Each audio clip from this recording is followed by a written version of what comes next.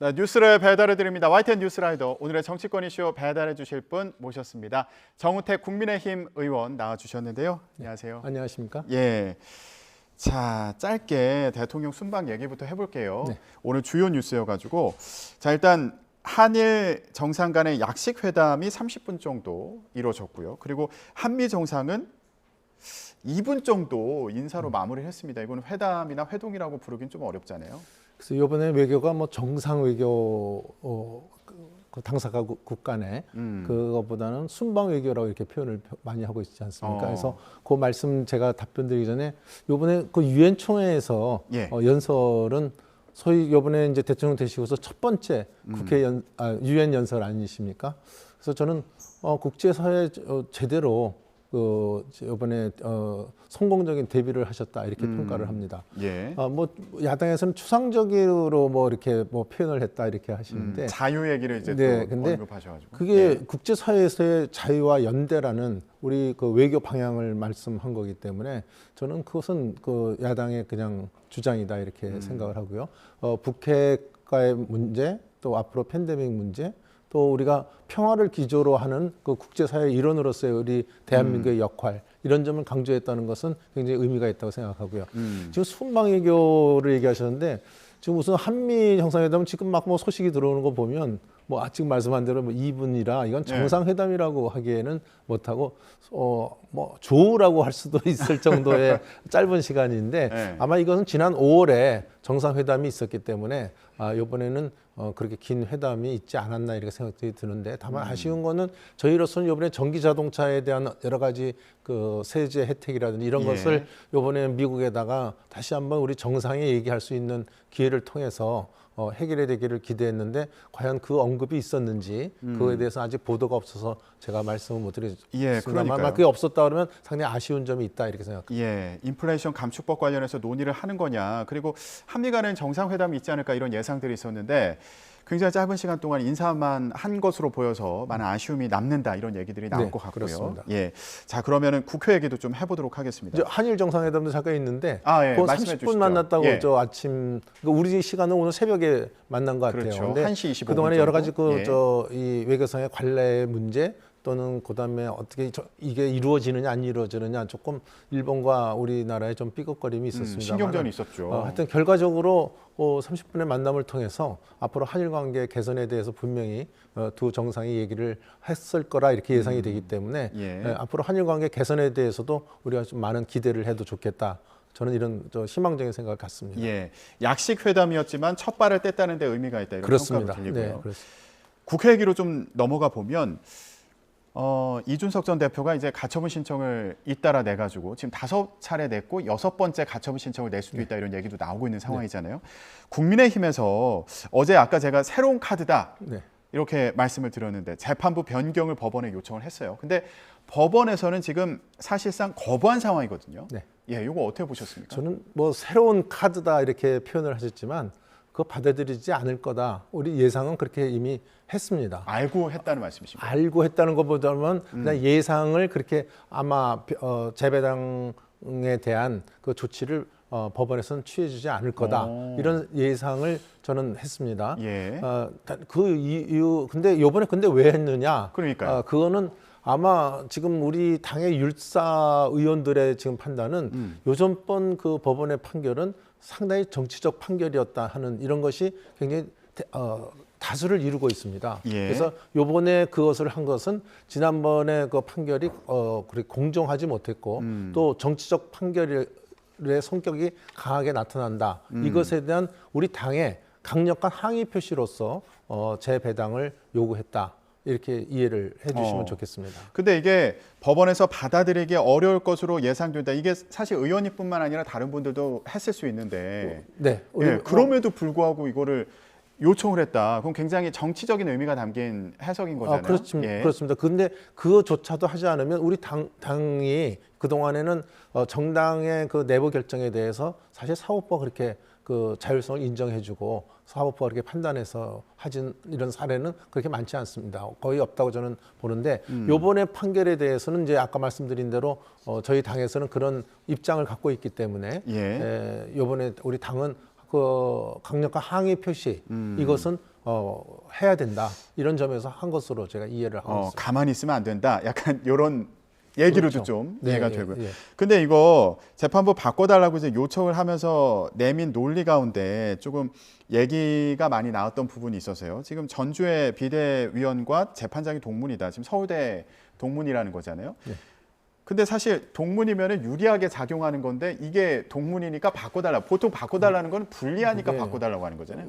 그게 이준석 전 대표의 논리인데 저는 예. 그 차원이 아니다. 그 차원은 조금 작게 보는 차원이고 어. 우리가 이해 충돌이라고 할 때는 유리하건 불리하건 간에 이해 충돌의 소지가 있을 때는 그거를 배제하는 것이 우리 여태까지의 그 시대 정신에 맞는 공정에 맞는 저도 상식에 맞는 그런 생각이라고 생각합니다. 그러니까 이것은 유리하고 불리하고 간에 이해 충돌의 소지가 있으니까 그런 큰 차원에서 저희 당에서 문제를 제기한 것이죠. 그러니까 공정성 문제하고 아까 말한 대로 대학의 동기 동문 문제의 문제인데 뒤에는 하여튼 이해 충돌의 문제가 있다. 그렇기 예. 때문에 이것은 배제돼야 된다 하는 것. 유불리를 떠나서. 네, 그렇습니다. 네. 그런데 한편에서는요. 이게 물론 정당 입장에서는 이게 법원이 공정하지 못하다 이러고 항의 표시를 이게 받아들여지는 것과는 이제 상관없이 항의 표시를 할 수도 있고 이제 정치적인 의미를 담아서 그런 행위를 할 수도 있다 이렇게 말씀해 주셨는데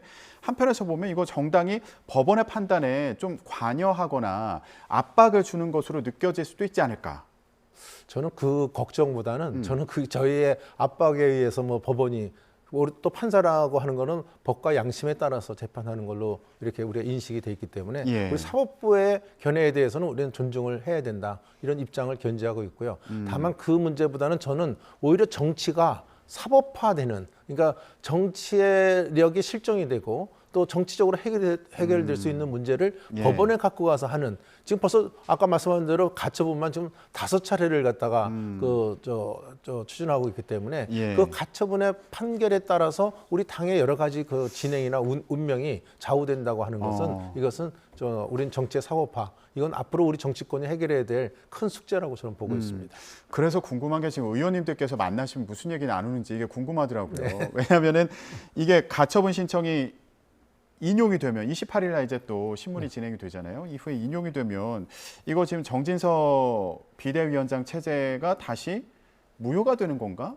그럼 그렇죠. 어떻게 되는 지금 건가? 28일 날 지금 9월 28일이 지금 이제 가처분 판결이 날 거로 저희도 예상을 하고 있습니다. 그날 날 것으로. 예, 저는 그렇게 예상을 합니다. 그래서 만약 그 판결에 따라서 또 한 번 우리 당이 제대로 비대위가 제대로 정상 가동이 될 수 있느냐 아니면 비대위 활동 또 비대위원장의 직무가 또 다시 정지가 되느냐 이 기로에 서 있다고 저는 보고 있습니다. 예, 의원님들은 어떻게 예상하세요? 이거 만약에 그렇게 인용이 돼버리면 비대위원을 다시 뽑아야 되나? 요번에 저희들로서는 그 비대위가 지난번에 주호영 비대위원장이 정지되지 않았습니까? 예. 그 판결에 의해서 그 판결 내용을 보면 우리 당에 대한 비상 상황을 좀 엄격하게 해석해야 된다 하는 이런 그 법원의 판결의 내용이 있기 때문에 그동안에 저희들이 당을 그런 비상 상황의 어떤 좀 완벽한 좀 문제가 있다 하는 그 하자의 문제를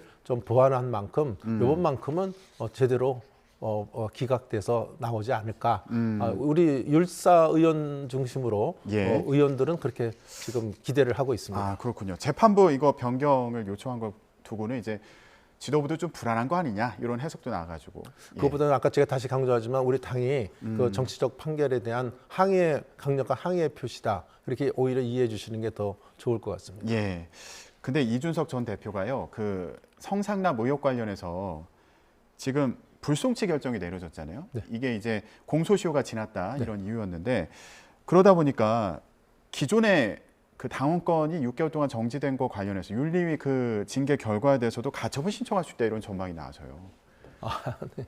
글쎄요, 이미 6개월 그거는 벌써 그때 했어야 되는데 지금 와서 가처분한다는 건 좀 의미가 쇠퇴됐다 이렇게 봅니다. 이미 시간이 오히려 지났고. 예. 혹시 9월 28일 날 또 우리 윤리위원회에서 어떤 판결이 나올지 그 이후에 나올지 그거는 잘 모르겠습니다만 예. 요 다음에 만약에 윤리위가 징계 문제를 다시 논의하게 된다면 아마 우리 당원 단계에 따라서 지금 6개월보다는 더 강한 징계가 벌어질 거로 저는 생각을 합니다. 막 그럴 경우에는 또 가처분을 낼 수 있지만 예. 이미 좀 뭐 몇 달 전에 4월인가요? 제가 기억에는 4월쯤으로 생각이 되는데 그때 한 것을 지금 가처분 신청을 한다는 거는 뭐 그런 의미가 없다 저는 이렇게 보고 있습니다.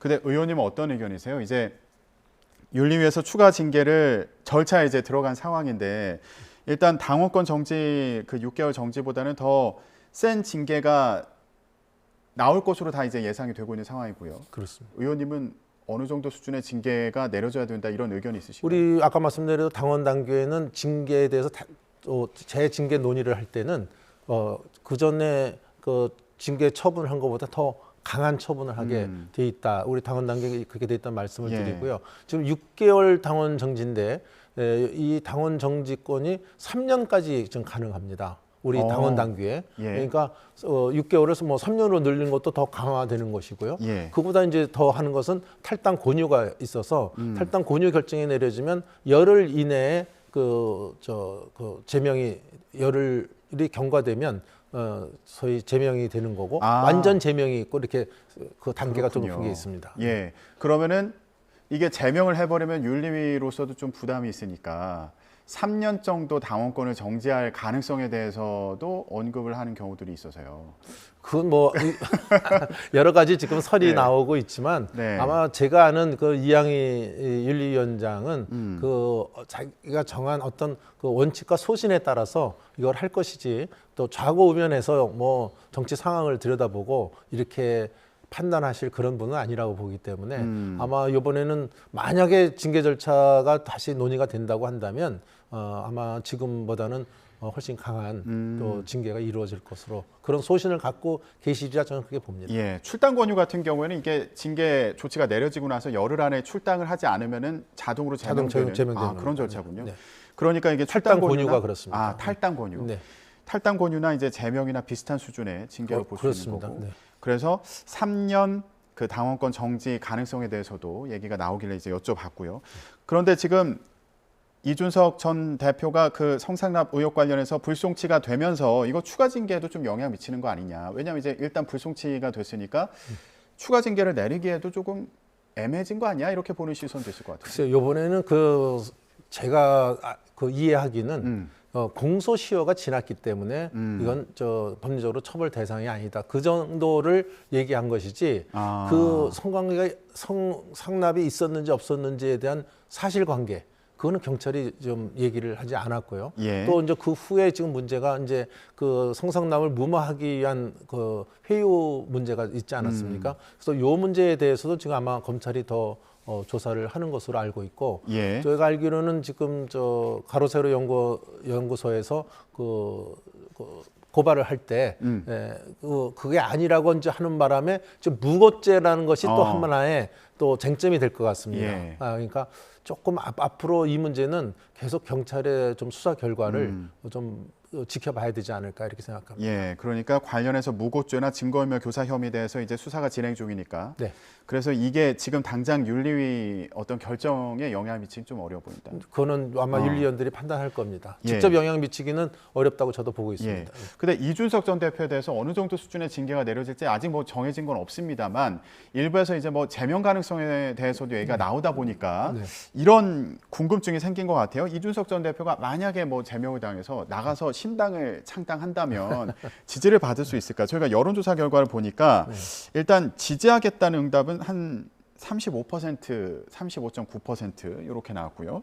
그리고 지지하지 않는다는 응답은 56%로 나왔더라고요. 예, 이게 지난 17일부터 19일 사이에 진행된 조사 결과인데 의원님 좀 어떻게 보세요? 본인이 지금까지 한 얘기 중에도 신당 창당은 뭐 생각하지 않고 있다 이런 얘기를 본인이 언급한 적도 있고요. 예, 뭐 또 지금 또 변화가 있을지는 모르겠습니다만은. 예. 두 번째로는 신당 창당하는 게 그렇게 쉬운 게 아니다.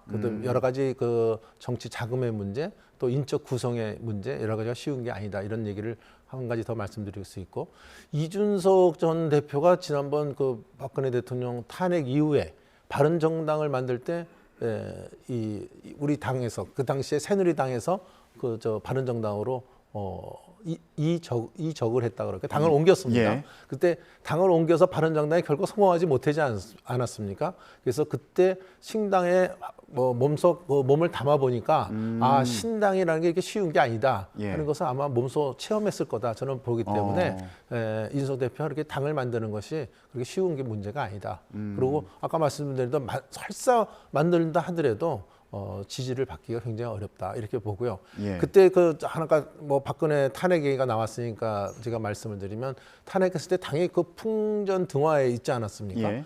그럼에도 불구하고 우리 당원들이 움직이지 않았습니다.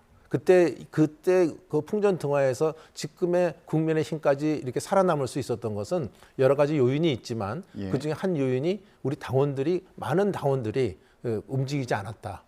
일부 그 당을 옮긴 의원들의 그 당협의 당원들은 조금 옮긴 적은 있지만 그건 아주 소수에 불과하고 예. 우리 전체 당원들이 이 당을 지켰기 때문이다. 이렇게 생각합니다. 결정하기도 쉽지 않을 거고 성공 가능성도 좀 어렵다고 본다. 저는 그렇게 예. 봅니다. 그러면 이준석 전 대표 관련해서요. 이제 의원님들 나오실 때마다 그럼 이거 어떻게 해결해야 되냐. 왜냐하면 지금 윤리위 징계를 받게 되면 또 가처분 신청을 낼 가능성에 대해서도 언급되고 있어서요. 네.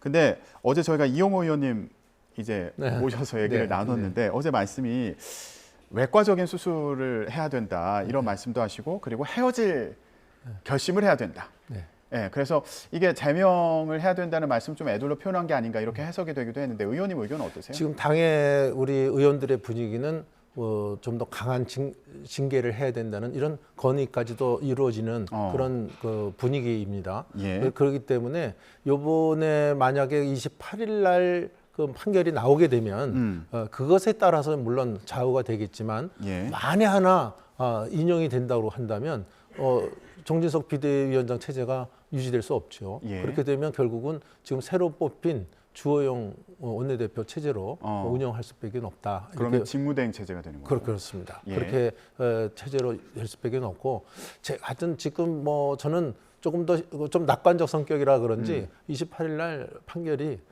우리 당으로서는 잘 나올 거다. 인용되지 않을 걸로 네, 보이고 지도부는 안정될 것으로 네, 보인다. 저는 그렇게 가야 우리 당도 좀 안정을 찾지. 자꾸 이거에 휘둘려서 당에 가는 것에 대해서는 아마 국민도 원하지 않을 테고 법리적으로도 저는 좀 타당치 않다 이렇게 봅니다. 알겠습니다. 그런데 이번에 원내대표 선출 과정에서 이제 의원님들의 표심을 두고 여러 가지 네. 해석이 나왔어요. 이게 어제 저희가 이용호 의원님 모셨다고 이제 말씀드렸잖아요. 이제 말씀 이렇게 드린 김에 또 여쭤보자면. 이용호 의원님이 이게 예상 밖의 선전에서요 40표 넘게 얻었잖아요. 네. 윤핵관들의 견제 심리 아니냐, 윤핵관들에 대한 견제 심리 또는 친윤계에 대한 견제 심리, 아니면 그동안 지도부에 대한 견제 심리가 있는 거 아니냐, 불만이 있는 거 아니냐. 저는 솔직히 그런 심리가 보이지 않게 우리 의원들 사이에 많이 그래도 작용을 했다. 저는 솔직하게 저는 그렇게 생각을 합니다. 윤핵관들에 대한 불만이나 견제 심리가 있었다. 왜냐하면 이번에도 그 권성동 전 원내대표라든지 또 소위 윤핵관이라고 꼽히는 한두 의원이 의원들한테 많이 전화를 돌린 것 같아요. 물론 의원이 그 자기의 개인 의견을 갖다 다른 의원들한테 얘기하는 것은 아무런 문제가 되지 않죠. 주호영 의원 추대설에 대해서 전화를 돌렸단 말씀. 추대를 얘기를 했는지 하여튼 이번에 출마하지 말고 되도록 좀 이렇게 좀 다음 기회에 뭐 이런 얘기가 있었다고 합니다. 예. 그래서 이번에 출마하려는 그 의원들이 다 소위 그 출마하지 않지 않았습니까? 이용호 의원은 이제 그런 전화 돌림이 있기 전에 먼저 출마 선언을 했기 때문에 이용호 의원은 소위 빼도 박도 못하게 출마를 하는 그런 경우가 됐지만 또 마지막에는 본인이 아주 강하게 그래도 이런 경쟁 체제를 갖춰야 당이 정상적인 정당이 아니냐 이런 그 정상적인 생각을 갖고 출마를 했습니다. 예. 저는 잘했다고 봅니다. 그래서 이번에 경선을 통해서 그 의외로 많은 표를 얻은 것은 이용호 의원 개인한테도 큰 뭐 자부심을 느낄 수 있고 우리 당이 아직도 건전한 그 흐름이 흐르고 있구나 하는 좋은 평가도 내려줄 수 있다 이렇게 봅니다. 그러면은 지도부도 좀 그거를 이런 의원님들의 마음을 좀 저는 읽었으리라 봅니다. 그럼 앞으로 어떻게 해야 된다고 보세요? 그러니까 지금 의원들도 다 자기 지역구 비례의원이 아닌 분들은 자기 지역구도 있고 또 비례의원은 자기 나름대로 아는 분들하고 많은 그 접촉이 있기 때문에 지금 윤핵관이 소위 저도 윤핵관이라는 표현을 하고 싶지는 않습니다만은 윤핵관이 자꾸 앞에 전선에 나서는 거 그것에 대해서는 상당히 지금 밉상을 보고 느끼고 있다고 저는 보고 있습니다. 밉상으로 보고 예, 그렇게 그러니까 느끼고 있다. 자제하게 의원들도 말하고 있다. 예. 그런 지역구의 여러 가지 의견도 듣고 자기 판단도 있기 때문에 아마 이런 것에 의한 어떤 그 말은 안 하지만 그걸 표심으로 이번에 많은 그 표를 이용호 의원이 얻지 않았을까 이렇게 봅니다. 예, 알겠습니다. 앞으로 어떤 변화가 있을지 이것도 잘 지켜봐야겠어요. 네. 예, 오늘 정치권 얘기 여기까지 듣도록 하겠습니다. 정우택 국민의힘 의원이었습니다. 말씀 고맙습니다.